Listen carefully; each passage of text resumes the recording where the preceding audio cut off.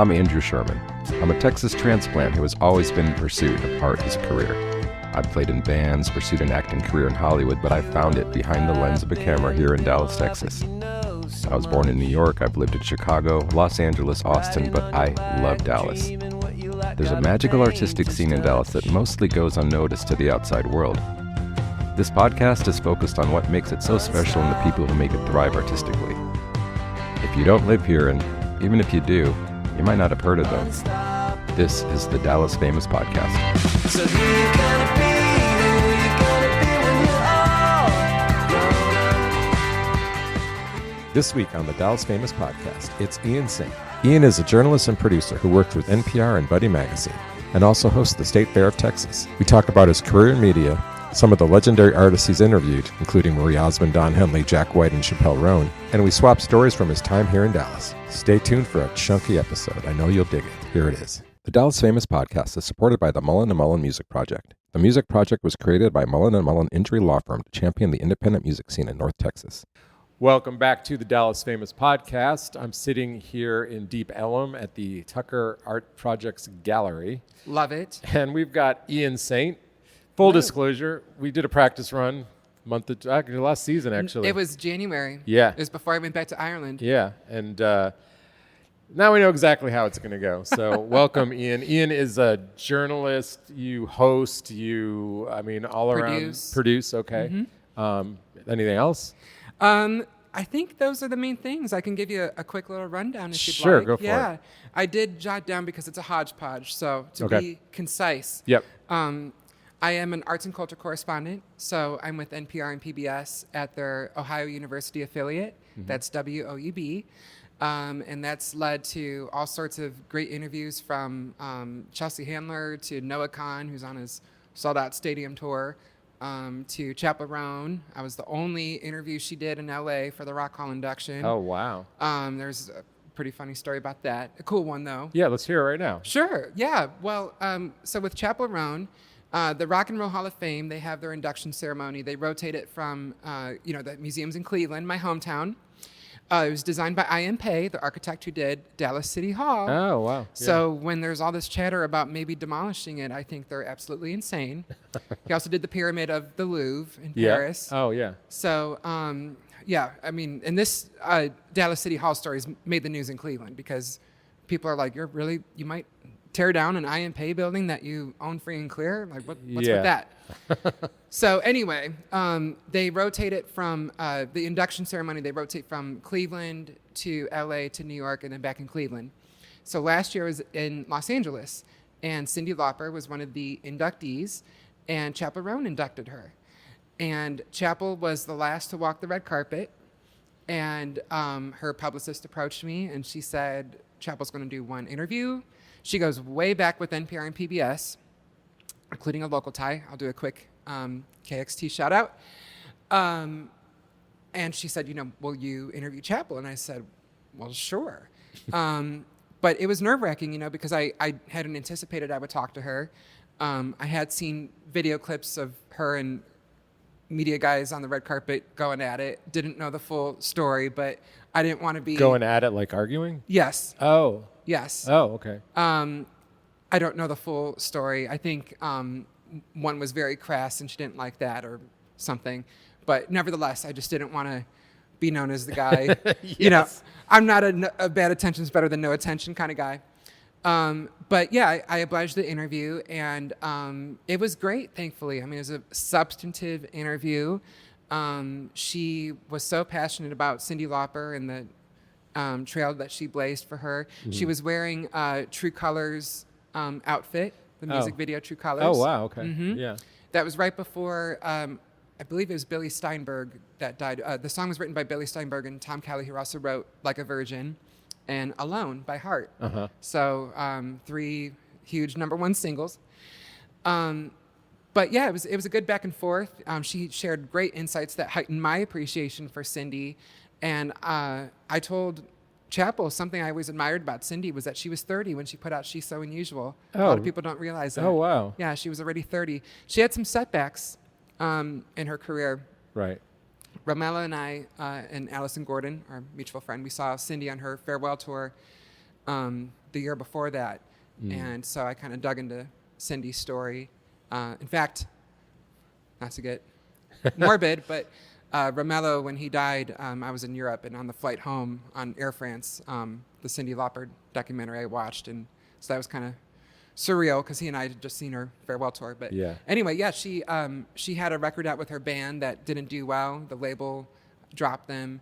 She fired her manager, and he sued her, and she had to file bankruptcy. So it was a rocky path towards She's So Unusual, and she was 30 by then. Wow. And so Chappell was like, oh, I didn't know that, but that heightens my appreciation for her, because she had that worldly insight, that comes with age, and yet she still had that curiosity about her. And Chappell, is in her late 20s, so it was a great back and forth. Right. And I'm just thrilled, and the Rock Hall was thrilled because she didn't talk to anybody else. Right. And so we had this nice interview, and it just goes to show. And I will say, KXT presented a show at Trees in January of 2018. I think Declan McKenna was the headliner and Chappell Roan was the support. Okay. And I found that Facebook event, it's still up there, the Facebook event of Declan McKenna with Chappell Roan as support at Trees in January of 2018, presented by KXT. Excellent. So I love that Chappell Roan and her publicist, Dana Meyerson, they don't forget their roots. Nice. Yeah. Excellent. Okay, well, let's get back to you. Yes. So you're from Cleveland originally? I am from Cleveland, and I will mention I also contribute to Buddy Magazine, and I've had 5 cover stories with them. It's funny, in my interview with Butch Vig from Garbage, we talked about how Deep Ellum reminded me so much of Cleveland. We'll get back to that. Okay. But my 5 cover stories thus far with Buddy Magazine have been with Andy Summers of the Police. I'm wearing the Synchronicity shirt. You shot that cover. Yep. Interviewed him backstage on election night. That was a very surreal time. Oh, yeah, that's right. It was election night. Yep. Let's try not to think about that. Yeah. He also found it very bizarre. He's old enough to remember. Andy's older than I realized. Yeah, he was a lot older than the other guys. Yes. He was 36 when Roxanne became his first, big hit. So he was 40 when he recorded Every Breath You Take. Yeah, I think I was aware of that. Yeah. I mean, that was my second concert with Synchronicity Tour. Yep. Oh, man. Yep. I would have gone in a heartbeat if I'd been born yet. Yeah, But you weren't alive. Fortunately. Did you see him? You're probably still young when they did the reunion. It was like 07. Well, I wish I had. I think it might have sold out in Cleveland. Oh, okay. But, man, I really wish I had. I saw the first night in L.A., and they did not have it together yet. Oh. They were just like, it was all right. Yeah. Well, it had been, 20 years plus, since the Synchronicity Tour. Yep. But that was the first cover, and you shot a great photo of that. Andy loved it. He, put it on Instagram, added me as a collaborator in the whole thing. And, yeah, that's so cool that a photographer liked it. Yes, I bet. Yeah. And then the second cover story was Jack White, who's to our right. Yep. And that was shot at Trees. On an iPhone. On your iPhone. I spent the entire show trying to get just like one good photo. I got like 3. So, yeah. Yeah. Well, that's one of them. And what happened there was I was on the red carpet at the Ryman Auditorium, the beautiful historic Ryman Auditorium in Nashville during Americana Fest. Their award show is airing on PBS. And so I did the red carpet, and John C. Reilly was the host. And I interviewed John. And then Americana Fest keynote was a fireside chat of John C. Reilly and Jack White. And John recognized me. They unexpectedly, I just went to, just to listen. Hang out. Yeah, I just thought it would be a cool thing to listen to. And, there was hundreds of people there. Shout out to Americana Fest, one of my favorite conferences. They'll be taking place September 15th or 19th this year. Hoping to go this year. Oh. Yeah. My buddy Zane King in Grand Prairie is like, he's the rep from that city. So they're trying to budget me into that one. So we'll see. Might be out there with you. There's a lot of Texas representation at Americana Fest. Yep. And John recognized me. And the question, I didn't expect to talk to Jack. But the question that came to mind was I'd seen him at Trees the year before. And obviously demand was very, it sold out in like seconds. Yeah. And I'd never seen him perform. And I was like, I'd really like for him to do Seven Nation Army because it just takes me back to like my youth. And I feel like that was kind of when rock was coming back from 9/11. Mm-hmm. Like there was sort of a lull of like, Nickelback. Like, and I mean, 9/11 was a weird time. Sure, yeah. And then when it was starting to get a little edgier again, I feel like, White Stripes, Jet, another band I've interviewed, they were kind of at the forefront of that.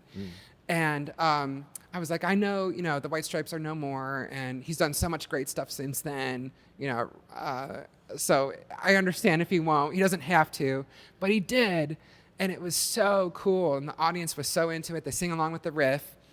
So that's what I asked Jack. And I mentioned he's got a business in Deep Ellum that he co-owns called Warstick. Yep. And so I mentioned that, and I said I saw him at Trees, and I was just so inspired that he did Seven Nation Army, even though he didn't have to. And he gave such a long, poetic, funny, insightful question that invoked Bob Dylan and everything as to why he still chose to do that. Several minutes long, long enough, and poetic enough that we got to make a cover story out of that and use your photo that you took in your iPhone. Yeah, that's awesome. And it was, the timing was perfect because it was right before the White Stripes were being inducted to the Rock Hall. And he didn't do any interviews. So that was another example where Rock and Roll Hall of Fame in my hometown were very pleased that I got the one between him and Chappell. So very nice. That was the second one. The third cover story was Treaty Oak Revival. Yep. Who are from Texas. They're from Odessa. And they are killing it. They're independent. Yeah, they went from Echo to Toyota on back-to-back tours. Yes, because you've shot them several times. At Echo, I did. Well, just once. Oh, just once. Yeah. Great photos, but it was a Christmas show, so it was a little everybody was too wearing sparkly. Santa hats. Yeah. I mean, we still would have done that, but it just had a little too much glimmer. Sure. And they have a new bassist. Okay. I think that was another thing. They have a new bassist since then. That makes a lot of sense. So, but yeah, to your point, I mean, Meteoric Rise, all three of their albums, their studio albums, have been indie, and they're headlining arenas. Wow, they're doing that independently? I didn't realize that. That's pretty cool. Yeah, they put out an acoustic EP with Interscope, and they put out a single with Interscope. But when it came time to put out West Texas Degenerate, they decided to go indie. Gotcha. And they sold out Dickies, even though they had played the Toyota Music Factory just a few months before that. Yeah, that's nuts. They headlined Bridgestone Arena in Nashville, and wow. Yeah, so that was exciting.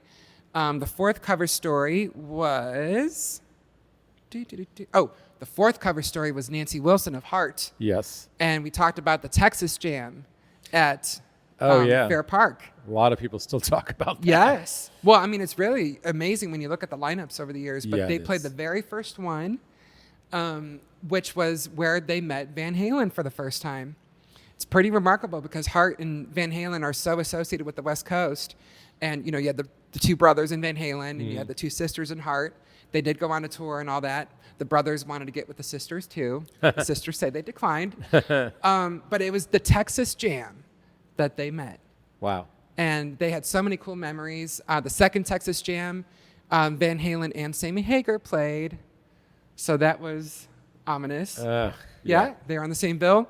So that was a really cool cover story. Nancy really enjoyed it. And I'd interviewed Ann from my NPR station a couple years prior. And the timing was perfect because Dreamboat Annie was being inducted to the Grammy Hall of Fame. Huh. So, there you go. Yeah, wonderful, wonderful cover story. And actually, Heart, this was very key. Heart was the cover story for Buddy for the first Texas Jam in 1978. Oh, wow. Okay. And there's nice symmetry there. Yeah, Kirby Warnock, who was editor for a long time, he took a photo of Steve Fossen, the bass player in Heart, holding the Ann and Nancy cover of Buddy Magazine with Audrey. I think her name was Audrey or Aubrey. I think it was Audrey. The famous groupie who was with Robert Plant. And there was a song on Led Zeppelin's last album inspired by her. Right. So that was the fourth cover story. And that speaks to why I just love Buddy Magazine so much because their archives are gold. Yeah. So much history. And that is a good segue for the fifth one, which was Don Henley. Yeah. As the Eagles were doing their farewell tours, playing stadiums. And they ended it at the Texas Ranger Stadium. Because, No, they just announced 4 Sphere shows in December. But so they said we'll do the Sphere. Right. Oh, this is their last tour, though. Yes. So this okay. was their. Don said, I do think this is the end of touring. Sure. Okay. They'll do the Sphere. Yeah. But he wanted to end the long goodbye. Right. In Texas, his home state. Yeah. So that was really cool and crazy story. Don had interviewed with Buddy a couple of times. He wrote into Buddy. He got recognized for songwriting, and he was presented an award. And he wrote in and became a subscriber. In fact, he wrote into Buddy about coming to see them at the Cotton Bowl for the Texas Jam. Right. In 1980, and that was the month before the Eagles broke apart. But as a solo artist, he did a cover story with Buddy in '85 when he had the second solo album. What's the name of the second solo album? I don't even know the name of the first. I just The know first Deadhead one- Sticker on a Cadillac. The first one was I Can't Stand Still. This is bothering me. Let me look it up. No, we'll get It's to a famous one. But anyway, it's the Yeah. one, the second album is the one that had Boys of Summer. Yeah. And so when Buddy Magazine had a cover story with Don, he was getting ready to tour for the first time as a solo artist. And he got very candid about, he had to take tango lessons. Like he did all these lessons, like miming and stuff, because he had never been a frontman. He'd always been behind a drum right. set. That's right. Yeah. So we talked to him before he did a solo tour for the first time. And he was shooting the music video for All She Wants to Do Is Dance. So it's really amazing that we got him then. And so I reached out to his publicist. And Don, remembered us all these decades later. And he wasn't really doing press. The Eagles don't have a new album out. They're playing stadiums in the Sphere. And they don't really like press that much historically. This is, Don did do Dirty Laundry. That was his first big solo hit. But he, I met him in Nashville. And talked to him for 2 hours. Wow. I was expecting 30 minutes, but we were on a roll. He's just so passionate about, history. And there was so much gold in those Buddy interviews, things he hadn't talked about in a long time, things he'd even forgotten about, So, for example, the Boys of Summer music video was directed by Jean-Baptiste Mondino. Oh, wow. Who directed Open Your Heart for Madonna. Uh-huh. Open Your Heart was the first music video that she had the cone, the pointy assets, we'll call them. Right. And the first non-French artist that Mondino did a music video for was Don Henley, Boys of Summer. Huh. And it won Video of the Year at the second VMAs. Okay. And then he went on to work with Madonna and did such an iconic video for her. But Don had forgotten. He's like, that was before Madonna? It was before Mondino worked with Madonna? Wow. I said, yeah. And, he talked to me about how he was in his late 30s. He really was not comfortable with MTV, because of his age. And he never wanted to be a solo artist.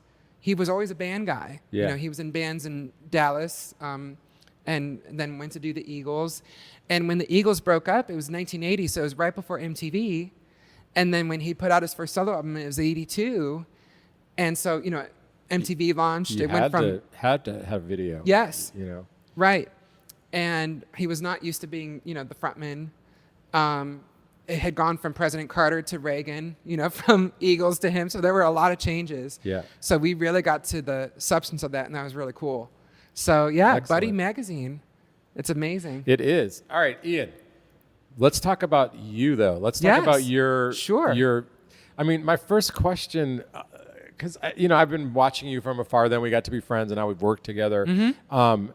How did you get into this line of work? Like, what was the catalyst? Like, what did you want to be growing up, and how did you end up here? So when I was really little, what I wanted to be was whatever Michael Jackson was on the cover of the Bad album.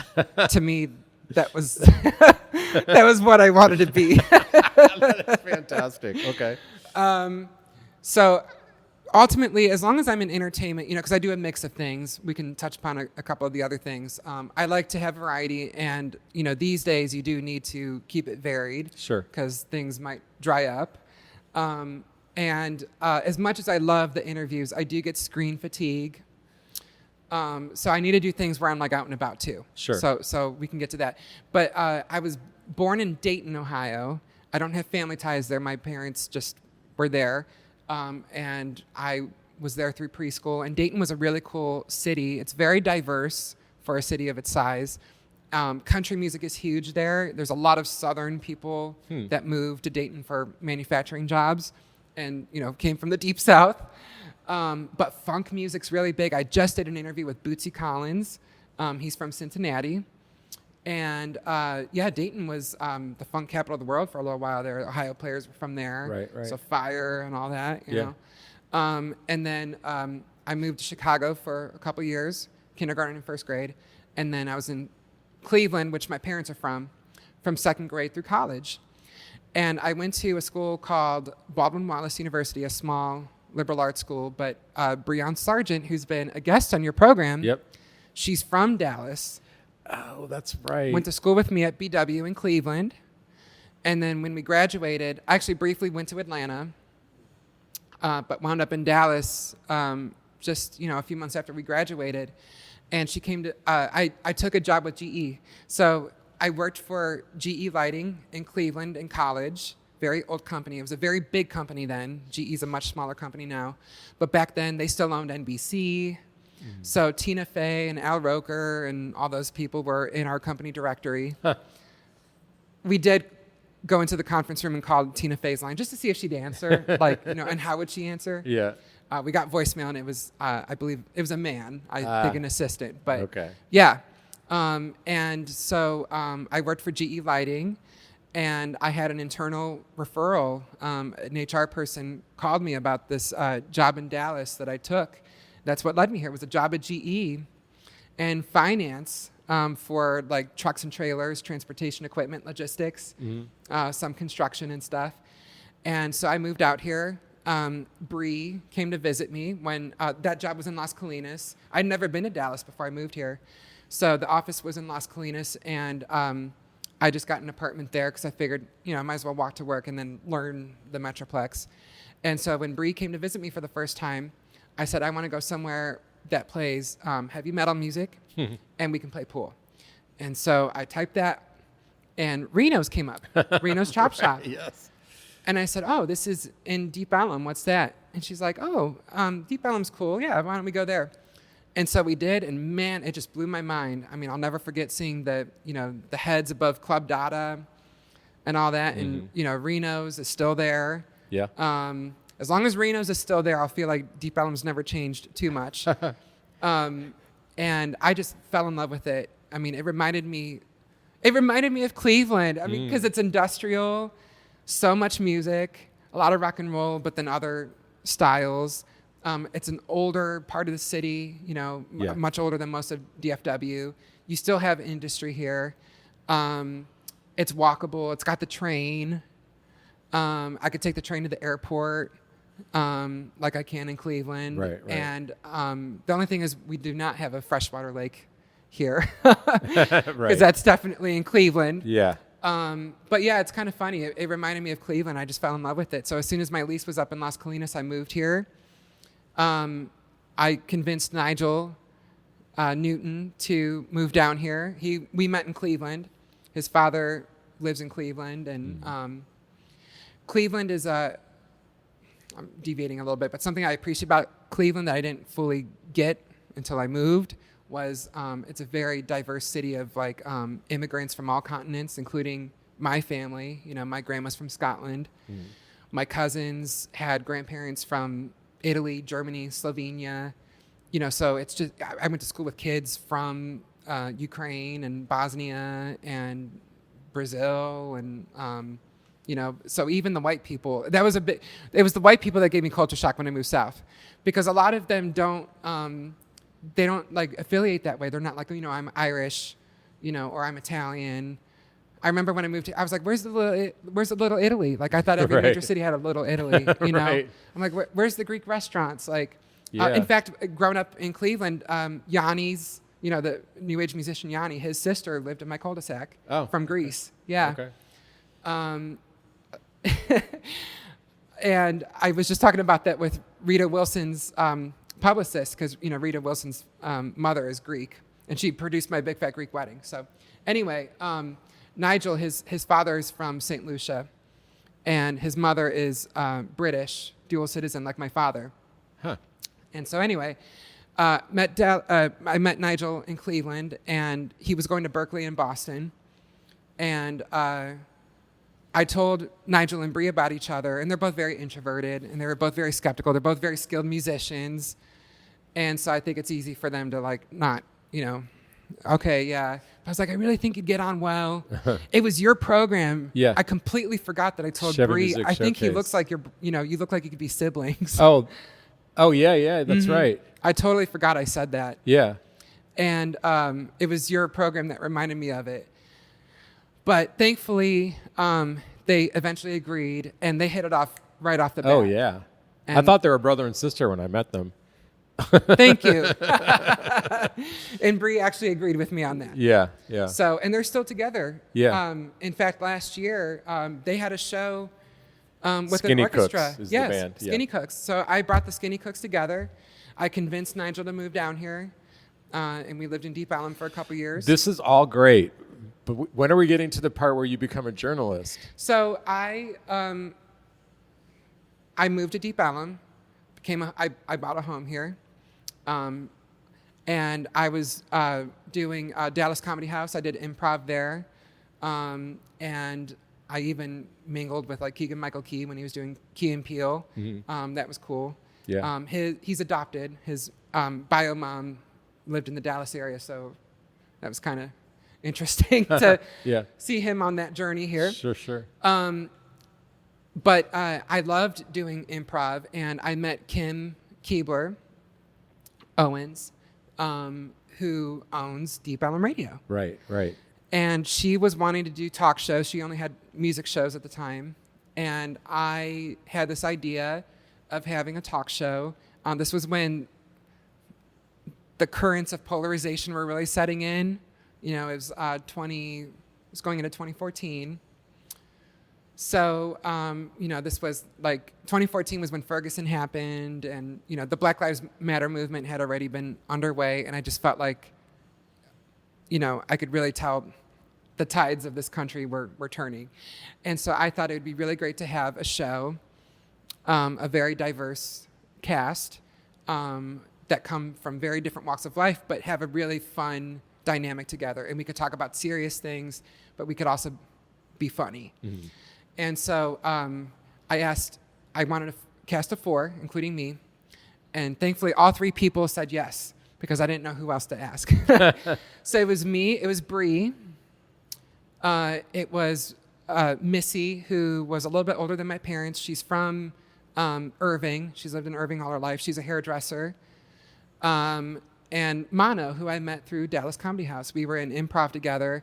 He's a great improviser, even famous people, all of them. I feel like Mano's one of the best improvisers I've ever seen. Wow.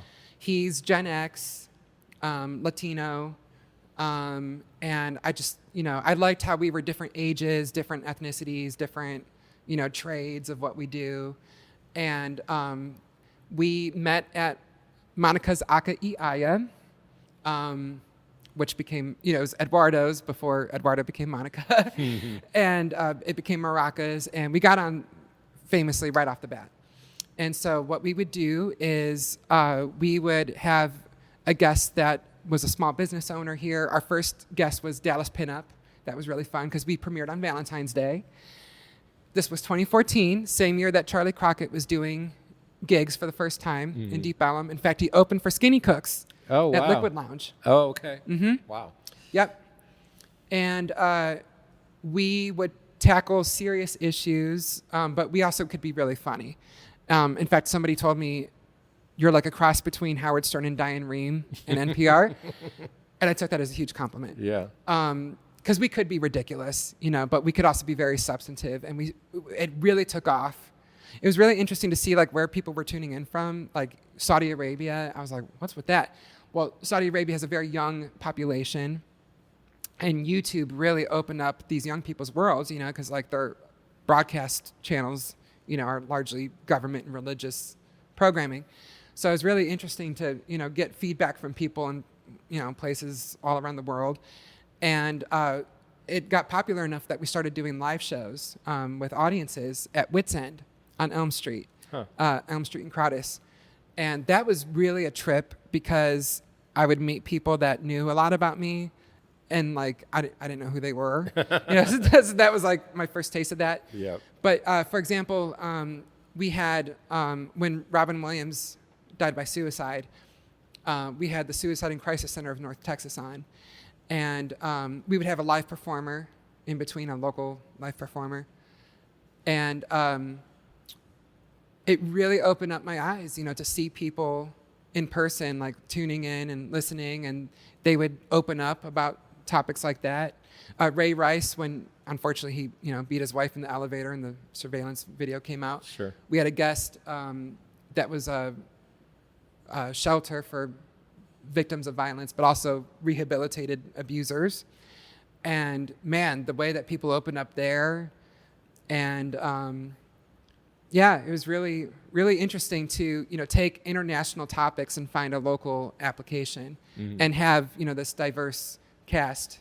So then, how did that lead to like NPR and that sort of like the big time? Yeah, we did that for a couple seasons. And then I pivoted to the Women Texas Film Festival was founded in 2016. My friend Justina Wofford founded that.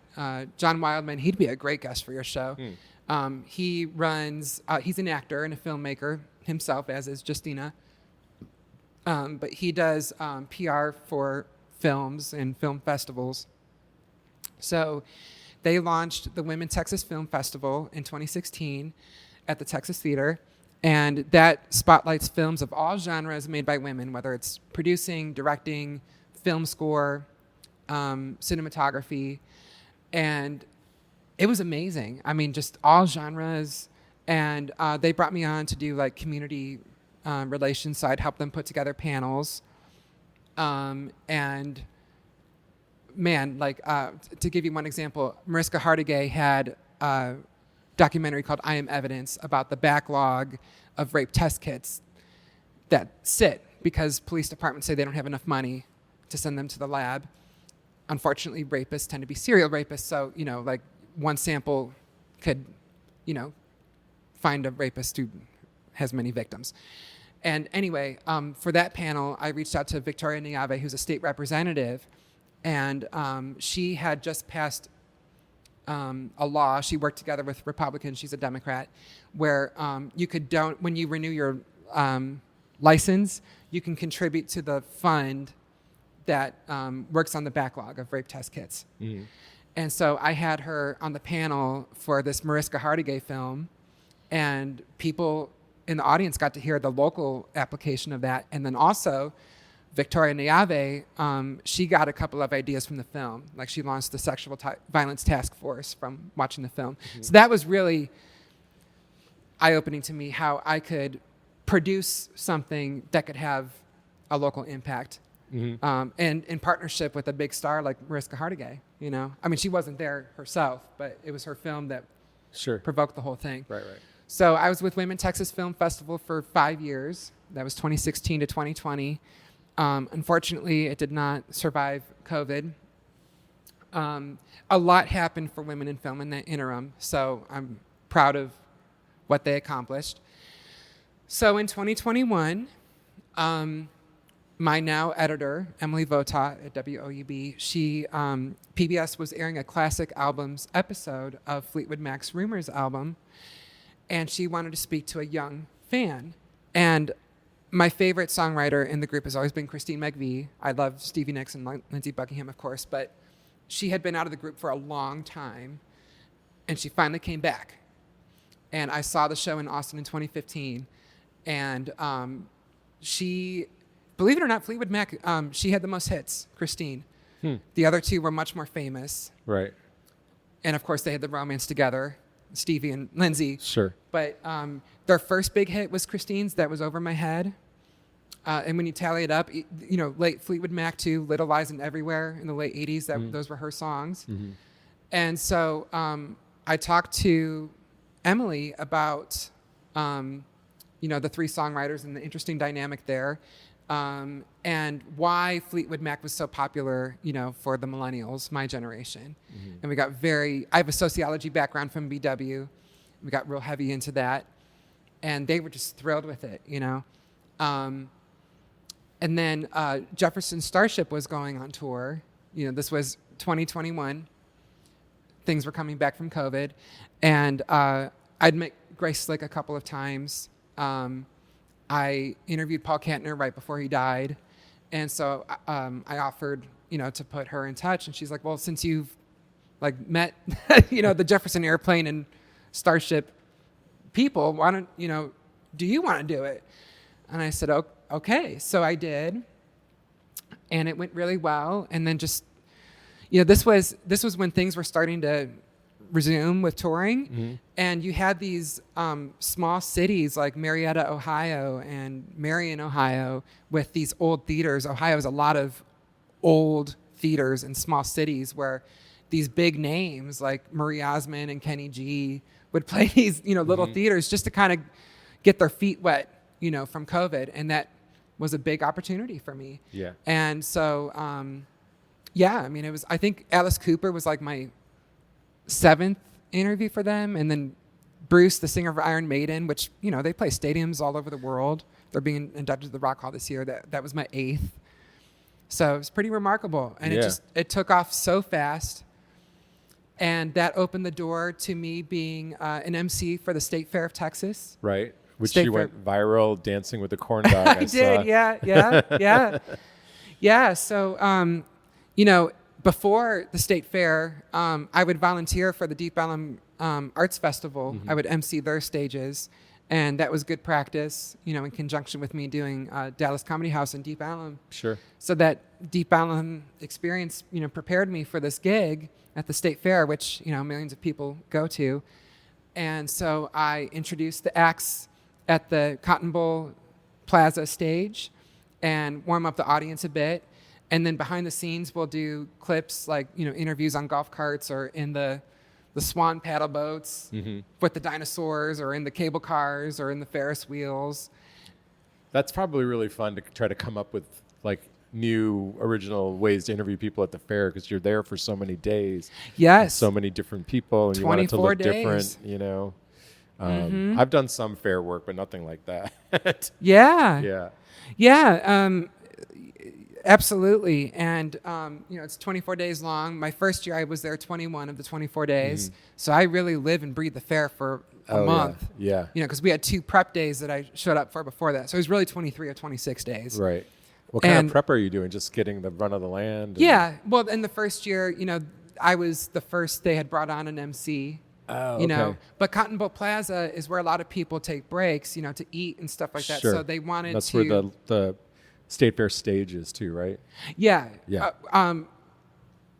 So the State Fair. The State Fair record label. Yes, stage. that's right. Yeah. They have a couple stages. Oh, they do. Yes. The other stage is in the Grove, like the beer and wine garden. This year it's going to be at the Old Mill Inn restaurant. Oh, cool. They're relaunching it. Nice. So that's exciting because that's very historic. Yeah.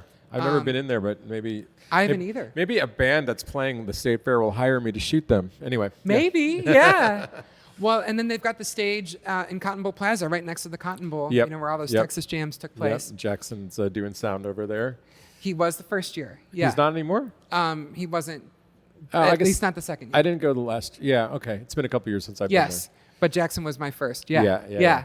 So, it's really surreal. It's basically a full month of living and breathing the State Fair, but I absolutely love it, and I'm thrilled that they asked me to come back a second year. And I year round now do some social content for State Fair Records. That's cool. And I'll be back for a third year, and it's exciting. Having the Old Mill Inn stage. Yeah, that's very exciting. That's a facet of the park, because you can buy liquor at the Old Mill Inn. Don't go hog wild though, please. Oh, okay.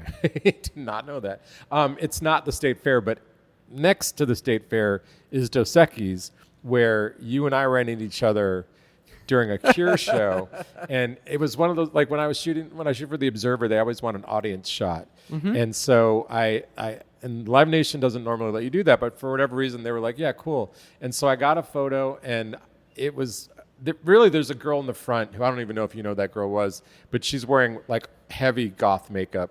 Yep. And you're in the photo, but I didn't even know you were in the photo when I took it. I knew you, but I think I got back and I was like, oh, hey, I think I got you in a photo. Yeah. And then that photo made it into the Observer. Where Review. where the caption was something like the goth fans are out at the Cure. But you, being you, wore your Marie Osmond shirt to that show. Yes. And, well, you go tell the story. Yeah, well, I mean, Marie Osmond is an example of one of those huge stars that played the People's Bank Theater in Marietta, Ohio, which is on the West Virginia border. And me and Marie had a very heavy interview. I mean, we went everywhere. I mean, we talked about, being a teenager in the 70s. She was the only girl of the 9 Osmonds, and she was the youngest middle child. And, was a young woman in the 70s. And Donnie and Marie, their show was filmed in Salt Lake City. So it was a big job creator there. Yeah. And so as a teenager, this network executive, told her she needed to lose weight. And if she didn't, all these people would be out of jobs. And so she had an eating disorder. I mean, we got into all of that. Oh, wow. We got into all of that. Yeah. It's very heavy, but she's so wonderful. Her and Donnie both. Yeah. I interviewed Donnie as well. But I've stayed in touch with Marie. I just think so highly of them. They never veered, I mean, in the 70s was a time for teenagers to veer, if ever, you know, and they never did. But yeah, she gave me this shirt, this black Marie Osmond shirt. And she does look a little emo on it, I guess. But I thought it would be really funny to wear that at the Cure show. And the reviewer, I don't recall her name offhand, apologies. It was a wonderful review. Yeah. But she was making the case of how Robert, the frontman for the Cure, has always resisted the goth label. And she used your photo to show, but look at the fans. Look at how goth they are. And I was wearing black. And I did have this kind of emo-looking woman on it, but it was Marie Osmond. Right. So I sent it to Marie, and she got the biggest kick out of it. And I was having a really rough day, and then my phone started blowing up because she shared it on Twitter, Facebook, and Instagram. This is my friend Ian Saint. He wore this to the Cure show, and she just thought, being called goth with this Marie Osmond shirt was so funny. And of course, it was your photo. That's great. That was really fun. You're right. That was at Dos Equis Pavilion at the fair. Yep. I was a guest on the Donnie Marie talk show with Andy Dick. We performed, and it was funny because after the rehearsal, Marie came up to me like right, just like a quick thing, and she was like, "Is he really like this?" I was like, "This is the mellow version."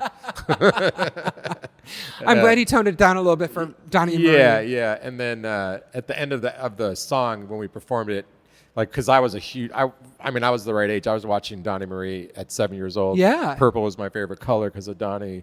And at the end of the song, he came by and he just patted me on the shoulder, and I was like, all right, we did it. We did this. I'm glad you said that because I was so nervous with Marie because I'm like, wait a minute. She's been on both sides of the coin. Yeah. She's done so many interviews going back, she made her TV debut in I think 62. Oh, wow. She was 3 when she went on the Andy Williams show with her brothers. Right.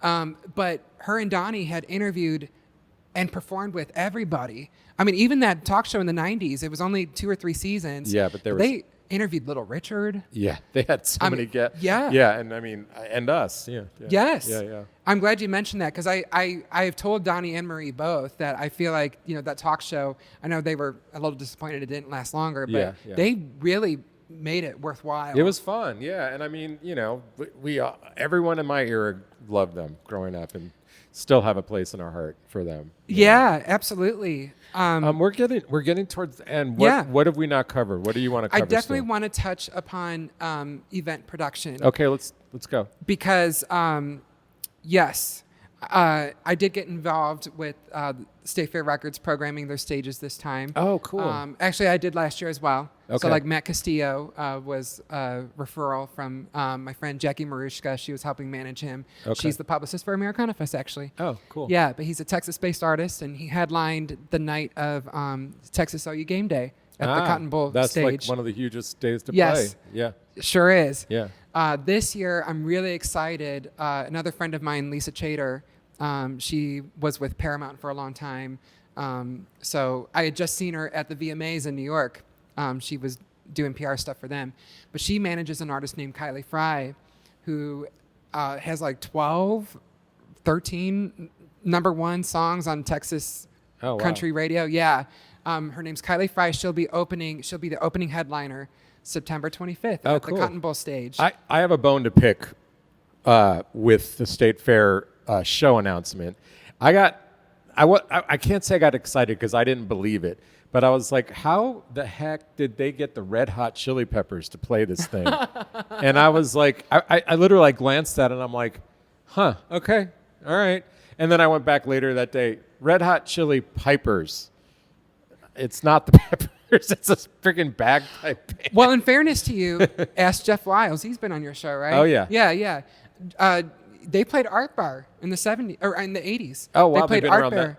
I'd heard of them. The way that it's so close to Pepper, which is not an accident, but it's almost like your brain corrects it to Peppers, you know? Yes. So anyway. No, I hear you. And for those who don't know, Art Bar, that space most recently was Buzz Brews. So it's really amazing to imagine seeing the Red Hot Chili Peppers in Deep Ellum, but it happened. Yeah. And there's photos of it. Yeah. And there's great people like Jeff Lyles who can tell you all about it. Yeah.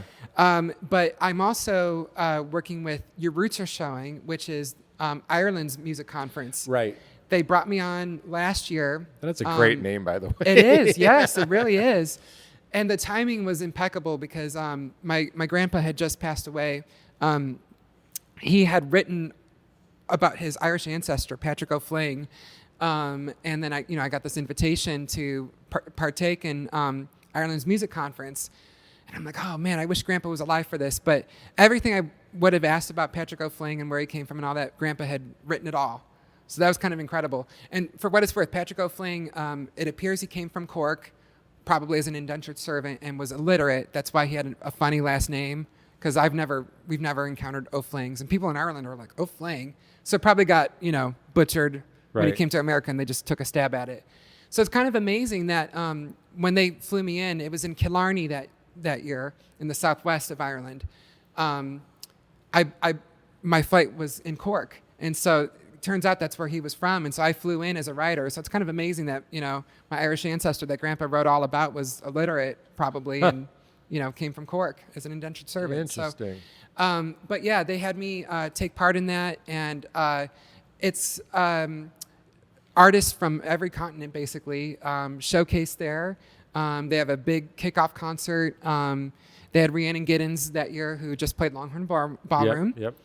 And this year, it went to Belfast in Northern Ireland. I'd never been to Northern Ireland, which remains in the UK. Yep. Remains in the UK. It's a very short ferry ride to Scotland, where my grandma's from. I lost my grandma on Valentine's Day.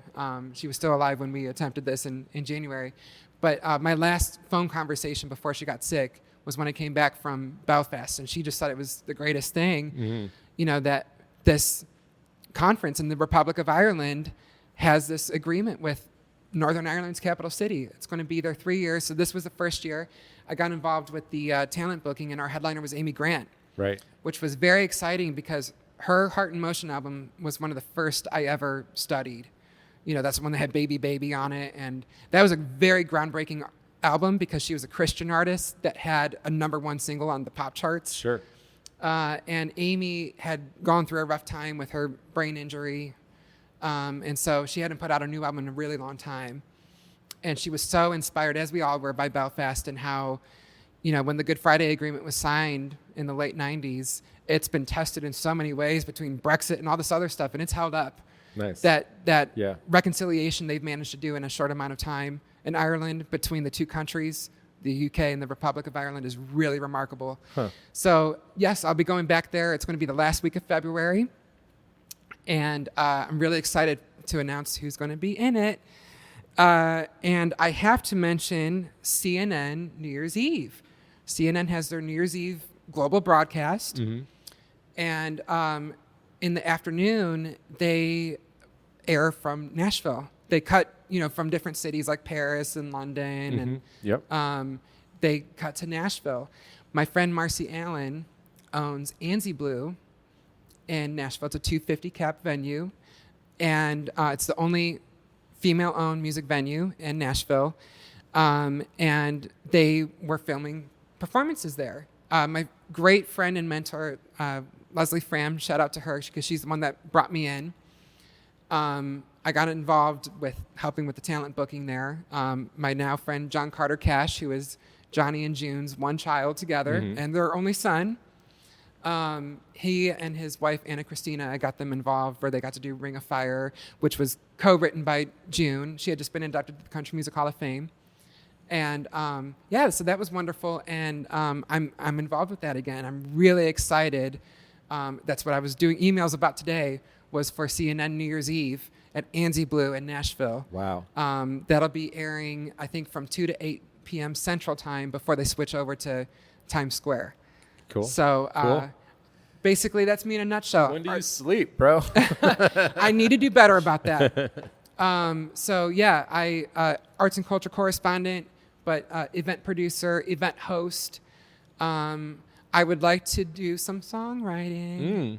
Okay. I do have a musical background that I've kind of been neglecting. But yeah, and thank you, for the covers that you've shot for my cover hopefully stories. we get some more out there. There's a few people coming up that I'm hoping to get. Actually, Amy's Grant's going to be at Longhorn. That's right. In the fall. Amy Grant's going to be at Longhorn, and I interviewed her again in Belfast, and it was a wonderful interview. And her husband, Vince Gill, that's played her husband. Oh, okay. Yes. Yeah. Yeah. He's a Country Music Hall of Famer himself, Yep. but he plays with the Eagles now. Yeah, I shot him with the Eagles. Uh-huh. Yep. Yeah. And I have to say, Don Henley, I think the two interviews I get asked about the most lately are Chappell and Don Henley. And people are always like, what were they like? And I think they don't suffer fools. But as long as you have, a substantive conversation with them, Don is so funny, Don Henley. Yeah. And I will say, he met with me and Rob Garner, the publisher of Buddy Magazine, before he went on stage, like 20 minutes before he went on stage at that massive stadium. Wow. He wanted to thank Rob Garner for carrying the legacy of Buddy Magazine. Yeah. So Yeah. Rob is great. Rob is great. We had to reschedule. He'll be on at some point. Yeah. Well, Don is so passionate about press freedom and Yeah. indie publications. Don is welcome on the show too. FYI. He would be awesome for the show. He would. I don't know we're at that level yet. I mean, I've had Christopher Holt, who's an Eagle, on the show. That's true. Yeah, that's right. Yeah. So. Chris Holt is in his, he filled in for Stuart Smith, who unfortunately is going through a tough time health-wise. And Don he can be self-deprecating, but he is so passionate about so many causes and history. We talked a lot about Deep Ellum in our Buddy Magazine cover story. Cool. So we talked about Blues Alley is a new thing. He loves Sons of Herman Hall. He knew all about the history of that. Right. He knew all about the history of Fletcher's corny dogs at the fair, the two brothers and all that. Yeah. So he's such a wonderful guy, and I'm so grateful for everything that Deep Ellum has enabled me to do, and the legacy of Buddy Magazine. And it's amazing that we have this cover. Yeah, absolutely. The fact that the Rock and Roll Hall of Fame, he was being inducted to that in my hometown. Yep. And we got that one Q&A talking about the legacy of Seven Nation Army is just incredible. And my wife's favorite artist, actually. Yeah. Well, Ian, fantastic. Glad we got you back in. And thank you. God, it's going to be hard to not see you out there in the world, but we will put links anyway so people can find you if they're looking. Yeah, and I'll do a quick shout out to my family. I should mention, my father and mother were both musical in different ways. I had a realization recently. I was saying this in the group chat. Like my dad's one of 5, my mom's one of 7, and like all of their siblings are really passionate about music in some way, where they know so much about biographies and stuff like that. And so I was really fortunate. I mean, to me, that's just how I grew up. So I just thought that's typical. Because you are like an encyclopedia. You've thrown a few facts out. That's how I grew up with, with them. And I'm so grateful that they're all still alive, to see me. Because I have to say, whenever I interview somebody that I know will make my parents or aunt and uncle or something proud, like, that's exciting. Sure. So shout out to them, though, because growing up in that way definitely prepared me for this crazy career. Yeah. Last thing I'll say, stop vague book posting. You're the worst. You're like, guess who I'm interviewing today? This was the most famous person in 1972 for 4 months. Like, it's real specific, but then it's, no, I'm just teasing you. You do your thing. Well, I love seeing the guesses. It gives me ideas for future guests. Oh, you know? okay, cool. So like I mentioned, a funk OG, and it was Cool from Cool and the Gang. Yeah. Which, so this is, I was just mentioning my family. My maternal grandparents were born in Youngstown, Ohio, and they both have passed, but that's for Cool. And his brother, Khalees, in the band as well. Yep. He was a primary songwriter.